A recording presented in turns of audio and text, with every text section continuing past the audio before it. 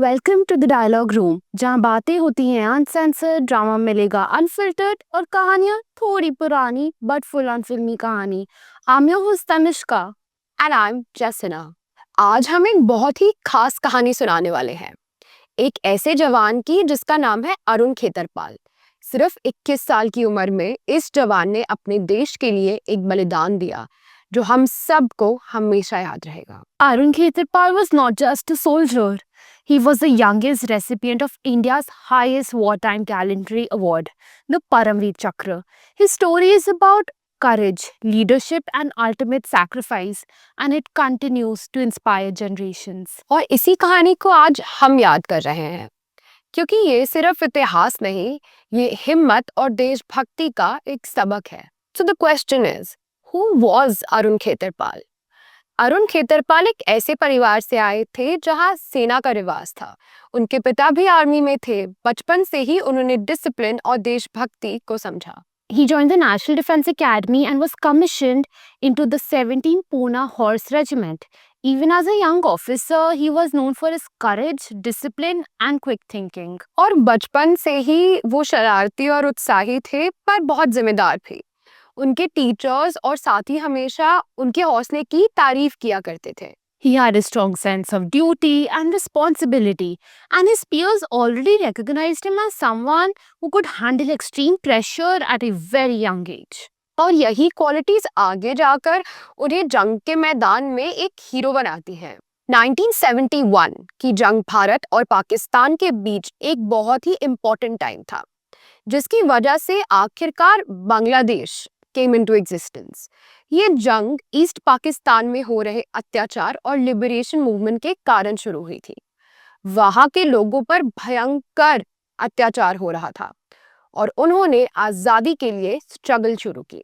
The Indo-Pakistan War of 1971 was a very pivotal moment in the history. India launched a swift and carefully coordinated military campaign to protect refugees and intervene against the humanitarian crisis that existed in the East Pakistan. In just 13 days, India ने achieve कर लिया very decisive victories, जो हमें दिखाती है कि India में बहुत ज़्यादा strategic brilliance थी, valor and a very strong commitment to justice. East Pakistan में 1970 के जनरल इलेक्शंस के बाद शेख मुजीबुर रहमान की अवामी लीग ने जीत हासिल की, लेकिन वेस्ट पाकिस्तान की सरकार ने इस रिजल्ट को एक्सेप्ट नहीं किया। इससे वहां प्रोटेस्ट शुरू हुए और हिंसा का माहौल बन गया। और फिर पाकिस्तानी मिलिट्री ने बहुत ज्यादा भयंकर क्रैकडाउन शुरू कर दिया। इसके नतीजे में लाखों लोग भारत की तरफ रेफ्यूज लेने के लिए भागे। India initially tried diplomatic solutions, but फिर Pakistan launched preemptive strikes on India's western border.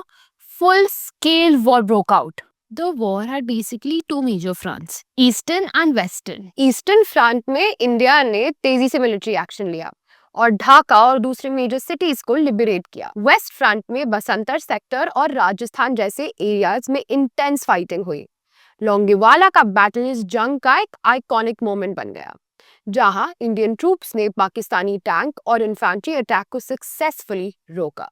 The Indian Navy also played a very important role with its operations like Trident and Python, crippling Pakistan's naval capability. Synergy between land, air, and sea forces ensured that India's dominance was across multiple fronts. Basantar sector Punjab का एक strategic reason था। अगर वहां enemy को break through मिलता तो पूरे area को नुकसान होता। टेरेन मुश्किल था, फील्ड्स, रिवर्स, कैनाल्स का नेटवर्क और माइंस और एनिमी के हैवी टैंक्स भी। अरुण खेतरपाल और उनके रेजिमेंट के लिए ये सिर्फ एक मिशन नहीं था, एक टेस्ट थी उनकी प्लानिंग, करेज और स्ट्रेटजी की।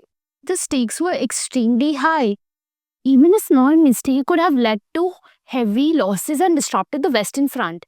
Every officer, including Arun Khetarpal, had to demonstrate precision, bravery, and leadership under extreme pressures. जंग के अंत में 16 दिसंबर को पाकिस्तानी ईस्टर्न कमांड ने सरेंडर किया, जिसमें 93,000 से ज्यादा Pakistani soldiers laid their arms down. इस सरेंडर के बाद बांग्लादेश क्रिएट हुआ और भारत एक मिलिट्री पावर बन गया साउथ एशिया में और एक इम्पोर्टेंट पोजीशन पर आ गया। The 1971 war remains one of India's most well-planned and shortest wars. Yet, it had an enormous impact. It not only liberated Bangladesh but also showcased India's military strategy, resilience, and commitment to humanitarian principles. और इसी historic and strategic background में अरुण खेतरपाल ने Basantar sector में अपना heroism दिखाया। तनुष्का, जब हम 1971 के वॉर की बात करते हैं, एक चीज को कभी इग्नोर नहीं किया जा सकता। ईस्ट पाकिस्तान में जो अट्रॉसिटीज हुई, the scale, the brutality, it was one of the darkest chapters in south Asian history. Absolutely, Jess. 1971 war did not start out of nowhere. It began because millions of people were being targeted, oppressed, and silenced in East Pakistan. And the world really didn't know the real scale until much later. 24 मार्च 1971 ये वो रात थी जब Pakistan military ने operation searchlight launch किया, officially to control rebellion, but it actually became a systematic, brutal crackdown. University students, professors, writers, political workers सब targeted थे। ढाका यूनिवर्सिटी के हॉस्टल्स पे डायरेक्ट अटैक्स हो रहे थे। Entire villages were being burned out और लोगों को सिर्फ इसलिए मारा जाता था क्योंकि वो ऑटोनॉमी मांग रहे थे। Reports के according, lakhs of civilians, Hindus and Muslims both were killed. Women were subjected to mass assault. Thousands of homes, mandirs, markets, पूरा इंफ्रास्ट्रक्चर जला दिया गया। कुछ इंसिडेंट्स इतने ज्यादा हॉरिफाइंग थे कि आज भी हिस्ट्री क्लासेस में पढ़ाए जाते हैं। And सबसे terrifying part, the world largely stayed silent. Bangladeshi people were alone until India stepped in. By mid 1971, 1 crore people had crossed the border, and mostly they went to regions like West Bengal, Assam, Tripura, and Meghalaya. India economically, socially, emotionally couldn't handle the magnitude forever. और ये सिर्फ economic pressure नहीं था, humanitarian responsibility भी थी। India couldn't watch its neighbor bleed like that. Diplomacy tried, conversations happened, but Pakistan did not stop. When Pakistan launched preemptive airstrikes on India air bases on 3rd December 1971, India officially entered the war scene. And then India launched a coordinated multi-front strategy in the east. Army rapidly moved in East Pakistan. Air Force targeted Pakistani positions. Navy blockaded ports, cutting supply lines. Mukti Bahini, the Bangladeshi resistance, worked jointly with the Indian forces.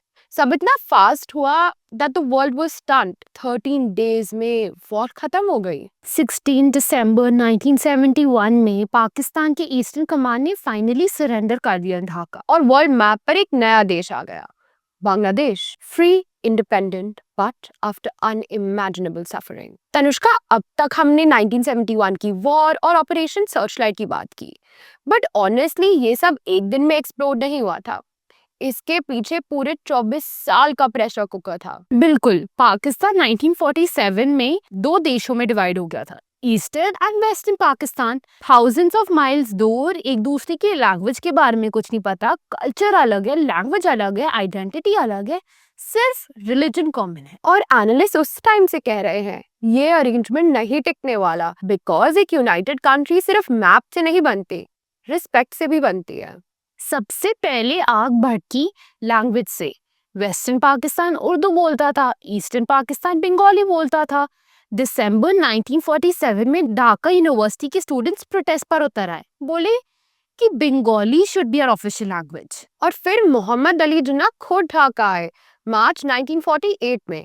उन्होंने stage पर clear बोल दिया, Urdu and Urdu alone shall be the state language. Imagine करो, एक पूरे reason की identity को एक सेंटेंस में इरेज कर दिया गया। और जो बंगाली असेंबली मेंबर्स बंगाल में बात करते थे, उनको बोल दिया गया कि ट्रीजन चार्जेस लग सकते हैं।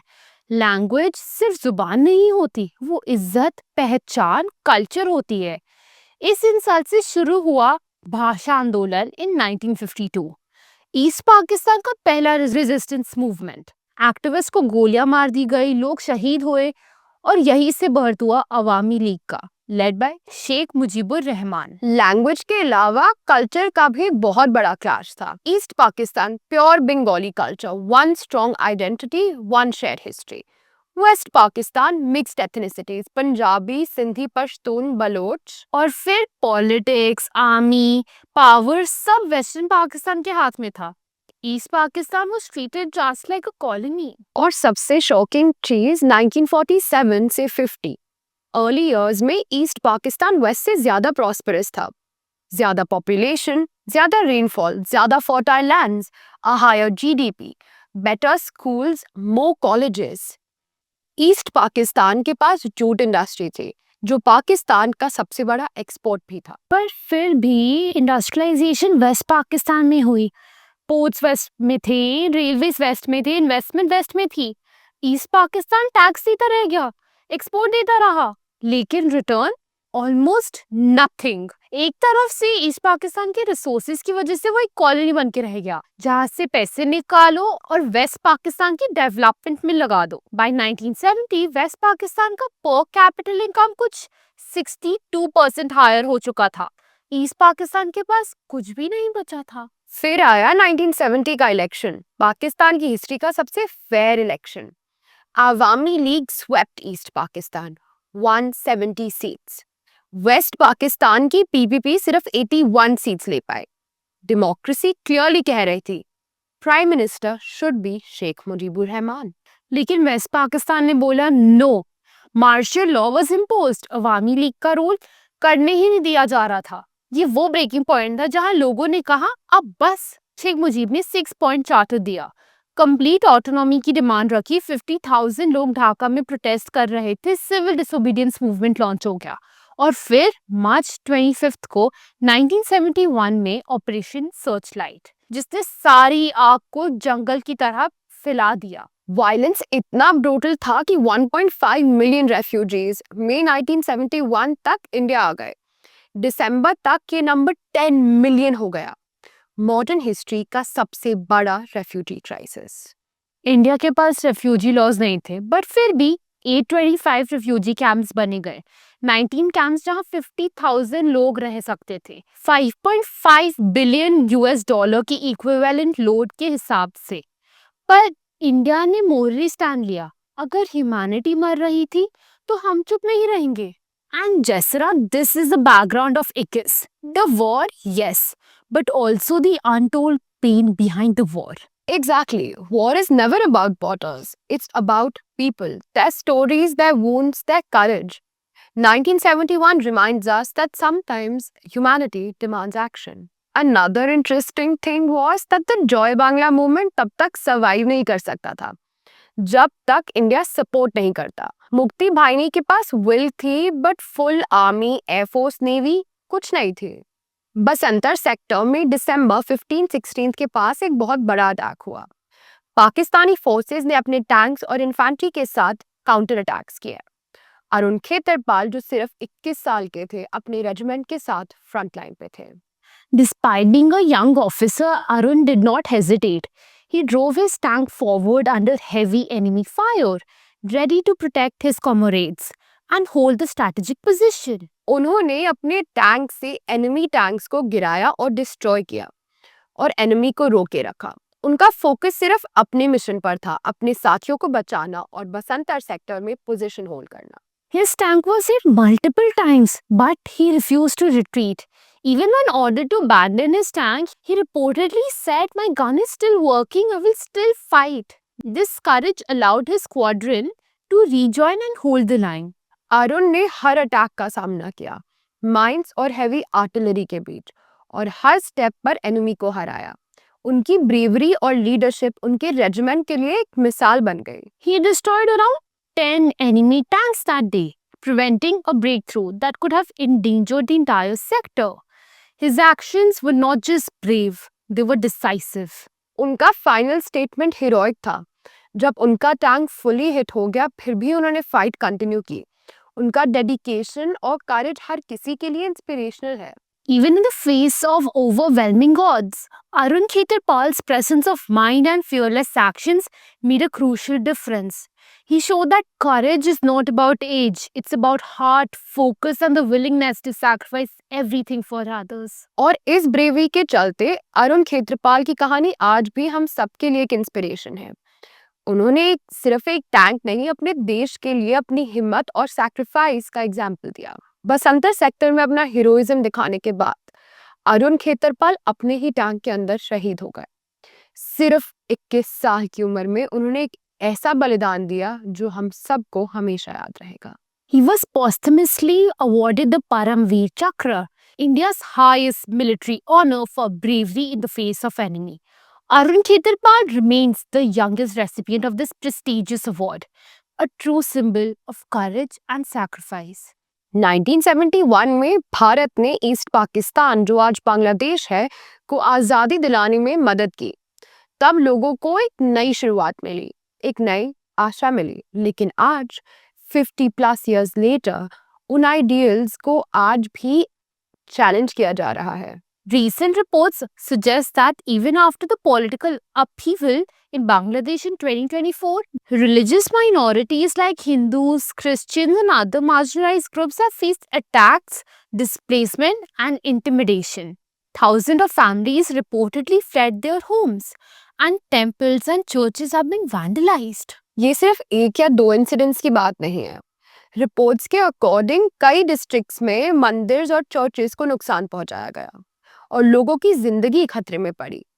जिसे 1971 में आजादी और सुरक्षा का प्रॉमिस मिला था, उस प्रॉमिस पे अब सवाल उठ रहा है। Independent human rights observers ने नोट किया कि government acknowledges some of these incidents. Many cases go uninvestigated and victims often lack protection. The freedom and the dignity promised in 1971, the ideals Arun Khetarpal fought for, are still fragile in these communities. इसीलिए हम 1971 के heroes को याद करते हैं। उनके sacrifice और bravery सिर्फ जंग के लिए नहीं थी, बल्कि इंसानियत के लिए थी।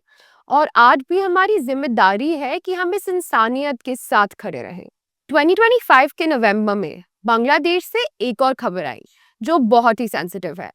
Former prime minister Sheikh Hasina को एक ट्रिब्यूनल ने क्राइम्स अगेंस्ट ह्यूमैनिटी के आरोप लगाते हुए मौत की सजा सुनाई।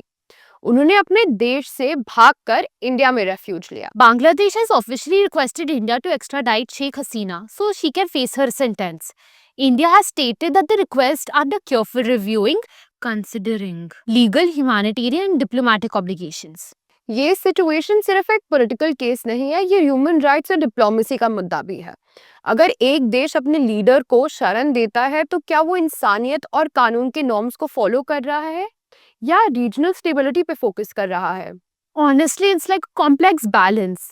India historically intervened in 1971 as a humanitarian and strategic actor, helping millions of refugees and supporting Bangladesh's liberation. Now, decades later, a similar question arises. How far should a nation go to protect the individuals fleeing political persecution? 1971 में भारत ने अपनी सीमाओं से पार जाकर इंसानियत के लिए कदम उठाया था। आज भी हमारी रिस्पॉन्सिबिलिटी वही है, देश की सेफ्टी और रीजनल पीस के साथ इंसानियत और जस्टिस के लिए खड़े होना। In a way, history and the present are connected. The lessons of bravery, sacrifice, and moral responsibility are not just as important today as they were on the battlefield of Basantar in 1971. तो दोस्तों, आज हमने अरुण खेतरपाल की कहानी सुनाई। अरुण खेतरपाल की एक ऐसे जवान की जिन्होंने सिर्फ अपनी ब्रेवरी और करेज से एक बैटल जीती, बल्कि पूरे देश के लिए एक मिसाल बन गए। His actions in the 1971 Basantar battle were not just about tanks or territory. It was about leadership, courage under extreme pressure, and the willingness to sacrifice everything for others. और ये कहानी सिर्फ 1971 की नहीं, हमने वॉर का बैकग्राउंड समझा और ये भी समझा कि आज बांग्लादेश और इंडिया के रिलेशंस, माइनॉरिटीज के इश्यूज और ह्यूमैनिटेरियन रिस्पॉन्सिबिलिटीज क्या है। तो हमें समझ आता है कि असली ब्रेवरी और सैक्रिफाइस कभी पुरानी नहीं होती। History and the present are always connected. Arun Khetarpal's courage teaches us timeless lessons. That standing up for justice, protecting the vulnerable, and acting with integrity matters. Not only on the battlefield but in diplomacy, governance, and everyday life. As we remember the heroes like Arun Khetarpal, we also reflect on our responsibilities today. To uphold justice, to defend the right to the vulnerable, and to act with courage in whatever battles we face. और इसी के साथ हम आज का episode यही खत्म करते हैं। हिस्ट्री से सीखो और ब्रेवरी और इंसानियत से आगे बढ़ो। Hi everyone. So we'll be reviewing the trailer for the film Ikkis. And before the episode, about the real life incident, as well as talking about the life of Arun Khetarpai, as well as the backdrop. We focused on like the war of 1971, but we also wanted to see what the movie and the trailer has in store. So let's start. One eternity later. So that's insane. Like the movie's name itself is Ikkis, that is 21. And I mean, every time we look at a trailer, which is whether I think Shersha, maybe it's so emotional. Like, and we look at this guy's story as well, Aram Ketarpai. It's so emotional. I think I get goosebumps every time I see all of these movies related to the Indian Army.